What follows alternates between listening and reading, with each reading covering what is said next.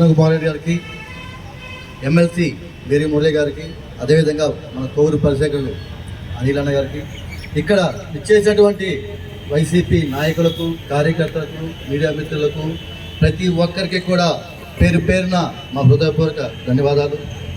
ముఖ్యంగా చూసుకుంటే కూటమి ప్రభుత్వం ఏర్పడినప్పటి నుంచి అవినీతి, వాళ్ళ స్వలాభం తప్ప ప్రజల గురించి పట్టించుకున్న పాపానికి పోలేదు. ముఖ్యంగా చూసుకుంటే ఏ కార్యక్రమం చేసినా చూసుకున్నా దాచుకో దోచుకో అన్నట్టే ఉంటుంది. ప్రశ్నించే నాయకుడేమో అడ్రస్ లేకుండా పోయాడు. ఈ కూటమి ప్రభుత్వానికి బీజేపీ చేసి మొత్తం రాష్ట్ర అభివృద్ధి ఏం జరగడం లేదు. ముఖ్యంగా వీళ్ళ భూముల చుట్టూ రోడ్లు వేసుకోవడం, రాజధాని పేరు చెప్పి వీళ్ళ భూముల్ని డెవలప్ చేసుకోవడం తప్ప మరి ఇంకేమీ జరగలేదు.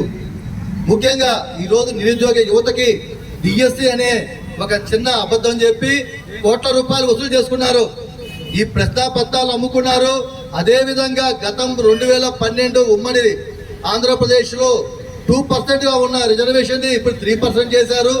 ఆ షాప్ చైర్మన్ ఎవరయ్యా అంటే ఆయన ఇంట్లో వాళ్ళ కుటుంబానికి సేవ చేసేవాడికి షాప్ చైర్మన్ ఇచ్చారు. ముఖ్యంగా ప్రతి ఒక్క యువతను, పేదలను, ప్రతి ఒక్కరిని పేరున మోసం చేశారు.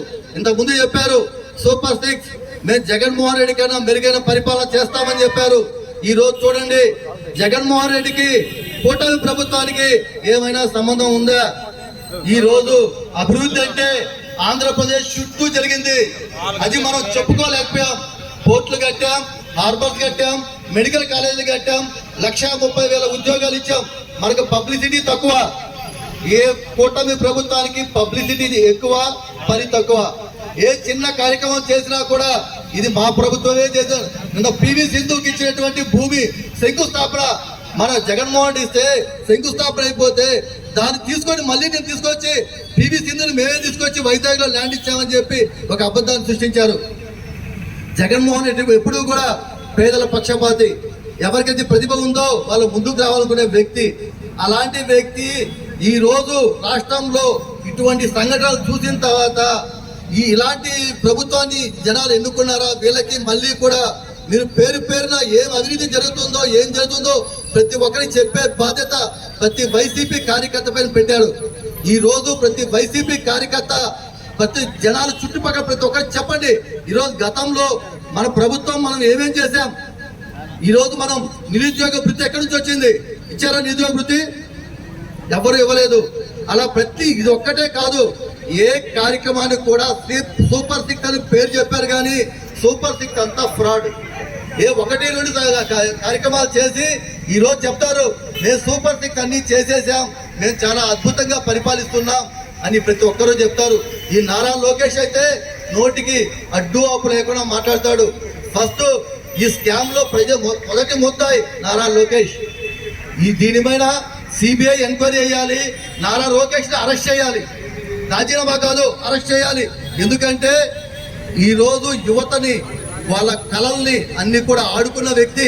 గతంలో మీరు చూడండి ధర్మేంద్ర ప్రధాన్, ఈరోజు జంజీవార్ ఢిల్లీలో చూస్తే దేశం మొత్తం అట్టుడికింది. అదేవిధంగా మళ్ళీ ఇంకో జంజీవార్ ఇక్కడ వచ్చింది. ప్రతి ఒక్కరూ కూడా మీ కూటమి పరిపాలన ఎలా చేస్తున్నారో చూస్తున్నారు. మీకు తగిన టైంలో తగిన బుద్ధి చెప్పడానికి ప్రతి ఒక్క యువత ముందుంటారు. యువత ఇంకనైనా మేల్కోండి. కళ్ళపల్లి మాటలు నమ్మి ఈరోజు ఒక కూటమి ప్రభుత్వాన్ని ఎన్నుకున్నారు. వీళ్ళకి బుద్ధి వచ్చే విధంగా సోషల్ మీడియా వాడండి. మీకు ఎవరికైతే అన్యాయం జరుగుతుందో సోషల్ మీడియాలో పెట్టండి, దేశం మొత్తం చెప్పండి. అంతేగాని ఈరోజు మనకు అన్యాయం జరిగింది ఇంట్లో కూర్చుంటే రేపు ఇంకొక అన్యాయం చేస్తారు. ఈ ప్రభుత్వం మొత్తం కూడా ప్రజలకు వ్యతిరేకం, పేద ప్రజలకు వ్యతిరేకం. ఏ పేద ప్రజలకి కూడా ఒక సంక్షేమ పథకాలు కూడా వచ్చే పాపానికి పోలేదు.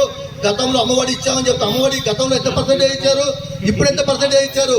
ప్రతి ఒక్కరూ కూడా బేరే చేసుకోండి.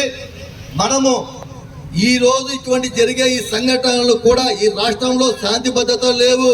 ఏ చిన్న జరిగినా కూడా ముద్దాయి ఎవరైనా అంటే చంద్రబాబు నాయుడు, లోకేష్. ఎందుకంటే వాళ్ళ సమక్షంలోనే ఈ గంజాయి, ఈ లిక్కర్ స్కామ్స్ ప్రతి ఒక్కటి కూడా వీళ్ళ సమక్షంలో జరుగుతున్నాయి. ప్రతి ఒక్క యువత తెలుసుకోండి, రేపు రాబోయే ఏ ఎలక్షన్లో అయినా కూడా ఈ కూటమి ప్రభుత్వానికి తగిన బుద్ధి చెప్తారని ప్రతి ఒక్కరిని పేరు పేరున కోరుకున్నాం. జై జగన్.